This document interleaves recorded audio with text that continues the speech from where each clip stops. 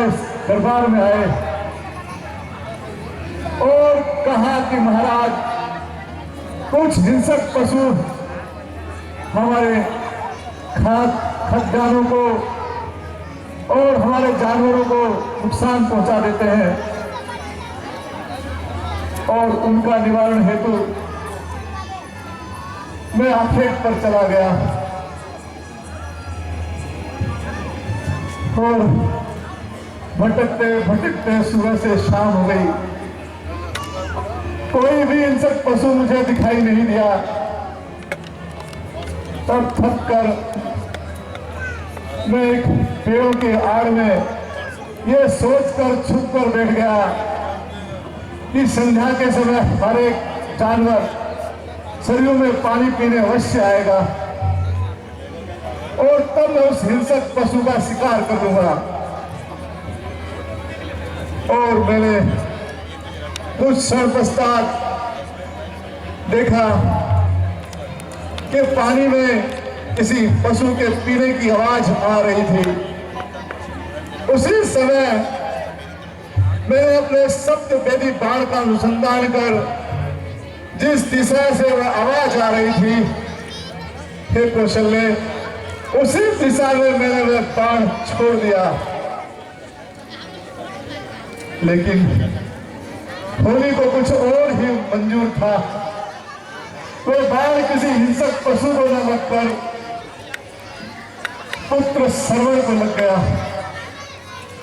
पुत्र श्रवण जो अपने अंधे माता पिता का एक ही सहारा था और कुछ समय पहले ही वो गुरु वशिष्ठ जी से हमसे आज्ञा लेकर अपने अंधे माता पिता को तीर्थाटन के लिए निकला था। विडंबना देखिए, अनहोनी देखिए कि वही पुत्र श्रवण अयोध्या के पास, उसी जहां हम आंखें खेल रहे थे, उस हिंसक पशु के तो वध करने के लिए हम इंतजार कर रहे थे, उसी स्थान पर रावण पुत्र श्रवण जो है वह वहां पर अपने अंधे माता पिता को बिठाकर सरयू में जल भरने आया और उसी जल की आवाज हमारे कानों में पड़ी तो मैंने सोचा कि कोई हिंसक पशु सरयू में पानी पी रहा है और बिना सोचे समझे मैंने अपना सप्तवेदी बाण उस दिशा में छोड़ दिया और वह सप्तवेदी बाण पुत्र श्रवण को लग गया। कौशल्य, पुत्र श्रवण को लग गया और जब उसकी करहाट सुनी तो उस दिशा की तरफ में दौड़ा और जाकर क्या देखता हूं कि पुत्र श्रवण खून से लथपथ होकर और तीर उसकी छाती में लगा हुआ था, उससे तड़प रहा था और अपने अंधे माता पिता को याद कर रहा था कि उनकी जो अंतिम सेवा है, उन्हें जो जल पिलाने की सेवा वह कौन करेगा। देखो कौशल्य, जब मैं वहां पहुंचा तो उस आज्ञाकारी पुत्र से मैंने कहा, हे पुत्र श्रवण, तुम चाहो तो मुझे कुछ दंड दे सकते हो, मैं तुम्हारा दंड का भागी हूं, तुम मुझे कुछ दंड दो। लेकिन पुत्र श्रवण ने कहा, महाराज, हे कौशल्य, पुत्र श्रवण ने क्या था पता है? उस श्रवण ने कहा, नहीं महाराज, आपने तो सप्तवेदी बाण हिंसक पशु के धोखे में मारा था, आपने जानबूझकर मुझे नहीं मारा है महाराज, मैंने आपको क्षमा किया।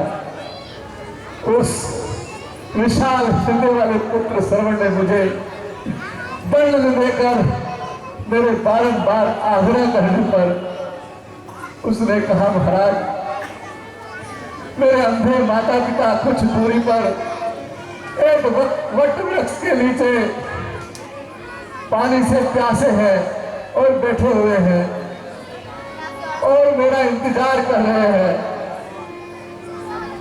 मेरे माता पिता इंतजार कर रहे होंगे कि हमारा पुत्र श्रवण आएगा और हमें जल पिलाएगा। बस मेरे बार बार आग्रह करने पर पुत्र श्रवण ने मुझे वो जल पिलाने की सेवा दी। हे कौशल्य, और जब मैंने पुत्र श्रवण के हृदय से वो बाण निकाला तो तत्क्षण वो बाप पिता को याद करते करते उसने अपने प्राण त्याग दिए। कौशल्य, उसने अपने प्राण त्याग दिए। सुबह को चला गया और एक भार मेरी आत्मा पर छोड़ गया। बड़े ही भारी मन से आंखों में आंसू लेकर पश्चाताप की अग्नि में जलता हुआ जब मैं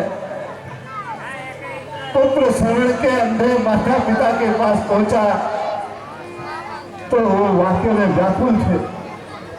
काफी समय से उनका पुत्र उनके पास नहीं आया था और जब मैंने कहा, हे माते, हे पिते, लीजिए ये जल ग्रहण कीजिए, परंतु कौशल्य उन्होंने जल ग्रहण नहीं किया।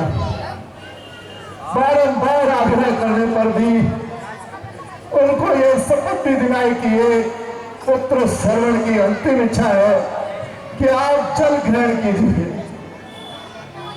लेकिन पुत्र श्रवण के माता पिता शांतनु और ज्ञानवती ने वह जल ग्रहण नहीं किया और कहे कि हमें हमारे पुत्र के समीप ले चलो।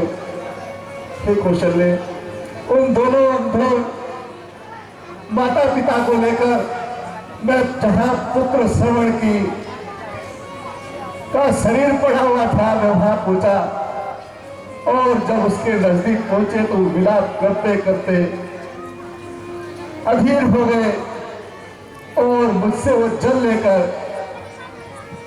श्रवण के माता पिता ने मुझे श्राप दिया। श्रवण के पिता ने श्राप दिया कि हे राजा दशरथ, तुम्हें हम श्राप देते हैं कि तुम्हें चार पुत्रों की प्राप्ति होगी, परंतु तुम्हें अंतिम समय में कोई पुत्र तुम्हारे पास नहीं होगा, कोई भी पुत्र पास नहीं होगा। हे कौशल्य, देखो देखो वह समय आ गया है। आज मैं मरणासन पर हूं और मेरे पास एक भी पुत्र मेरे पास नहीं है। तो ज्ञानवती ने भी मुझे श्राप दिया, हे महाराज दशरथ, जिस तरह हम अपने पुत्र के वियोग में तड़प तड़प कर मर रहे हैं, तड़प तड़प कर मर रहे हैं, ठीक वैसे ही तुम भी तड़प तड़प कर मरोगे, तुम भी तड़प तड़प कर मरोगे। तो कुछ नहीं होगा। देखो देखो देखो, उस श्रवण मुझे बुला रहा है। हे कौशल्य, देखो देखो, श्रवण मुझे बुला रहा है। देखो उसके अंदर माता पिता भी आ गए। देखो वो मुझे कह रहे हैं, आओ दशरथ, हम तुम्हें लेने आए हैं। देखो देखो, आपको कुछ नहीं होगा स्वामी, आपको कुछ नहीं होगा। हे पुत्र, ये मुझसे कैसा अपराध हुआ था। आज देखो होली की विडंबना, देखो वो श्राप फलित हो गया। मेरा राम मेरे सामने नहीं है, मेरा लक्ष्मण मेरे सामने नहीं है, मेरे भरत शत्रुघ्न मेरे पास नहीं है, और तो और मेरी पुत्री सीता मेरे पास नहीं है। देखो देखो राम, देखो मेरा राम, मेरा लक्ष्मण, मेरा सीता, देखो वो आ रहे, देखो देखो देखो, हे राम, हे राम, हे पुत्र राम, देखो श्रवण श्रवण में आ रहा हूँ, श्रवण श्रवण पुत्र पुत्र में आ रहा हूँ, श्रवण। हे राम हे राम स्वामी हे राम स्वामी हे राम हे राम।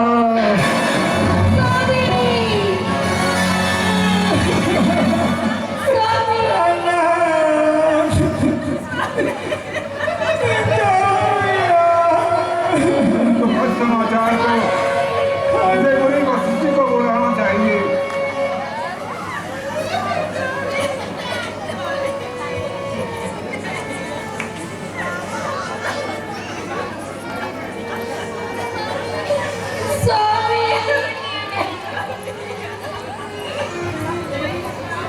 हे स्वामी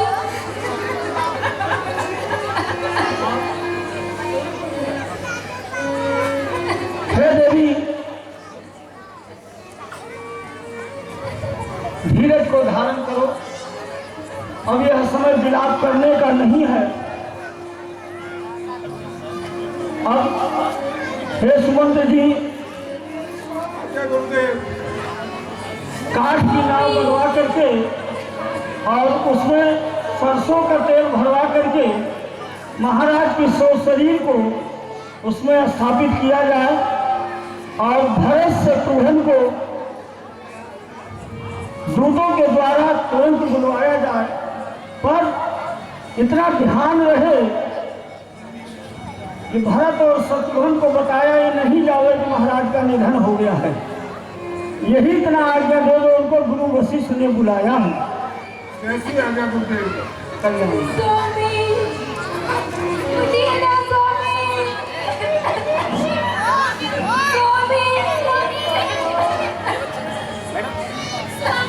स्वामी अरे उठ जा।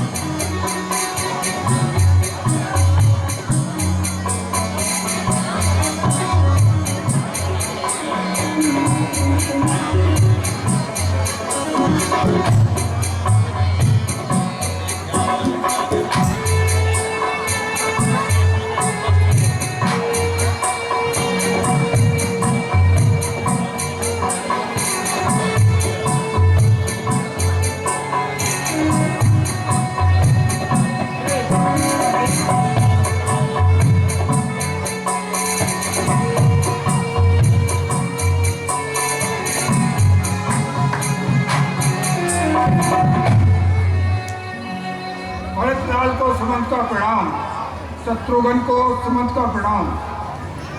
सुमन जी को हमारा भी प्रणाम स्वीकार हो। हे भरतलाल जी, आप यहाँ खेल रहे हैं, लेकिन आपको तत्काल गुरु महाराज ने अयोध्या बुलाया है। आप मेरे साथ चलिए। क्या कहा? हमें अयोध्या बुलाया है? हाँ भरत जी। क्या हुआ सुमन जी? हमें क्यों अयोध्या बुला लिया? अभी तो हमें 2-4 ही दिन हुए थे नाना के घर आए हुए। मुझे गुरु महाराज ने आदेश दिया है कि भरत और शत्रुघ्न को तत्काल अयोध्या बुला के लाइए, तो मैं आया हूँ। आप मेरे साथ चलिए। नहीं नहीं सुमन जी, आप आए हैं, न जाने मुझे क्यों ऐसा लगता है कि कुछ अनहोनी हुई हो। हे सुमन जी, क्या कारण है जो हमें इतना शीघ्र ही अयोध्या बुला लिया गया? अगर आपको ज्ञात हो तो कृपा करके बतलाइए हमें। हे भरतलाल जी, मुझे जैसा आदेश दिया है मैंने आपको सुना दिया है, और क्या हुआ है, कैसे हुआ है, क्यों बुलाया है, ये मुझे कुछ मालूम नहीं। इसलिए आप मेरे साथ चलिए और गुरु महाराज से नहीं पूछना आप। ठीक है सुमन जी, चलिए। आइए।